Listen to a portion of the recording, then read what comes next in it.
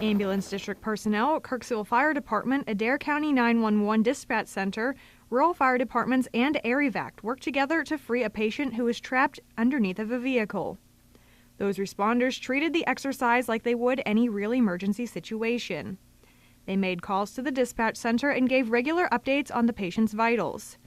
Internal training coordinator for the ambulance district says that responding to entrapment calls does not happen often, but it is always good to be prepared if the situation does occur.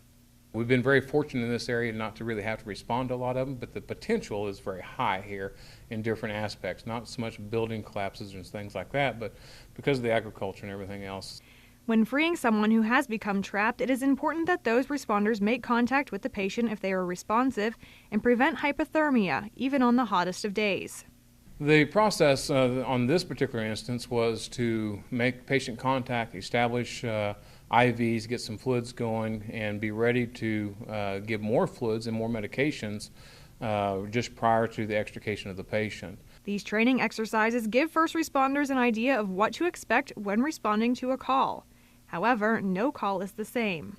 Everyone responds a little bit differently, and so we just continue to look at the all possibilities of things that we can possibly have in response to things. In Thursday's exercise, emergency crews used the jaws of life to lift the vehicle and free the patient.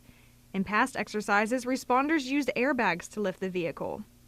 At an emergency situation, it is always important to remain in constant communication and evaluate the scene before proceeding to help the patient.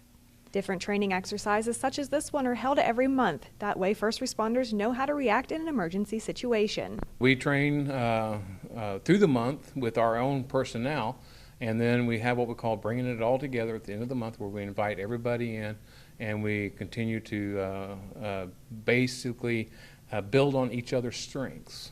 The next accident training exercise planned will be how to respond to a school bus accident. Reporting in Kirksville, Ashley Hoke, KTVO News.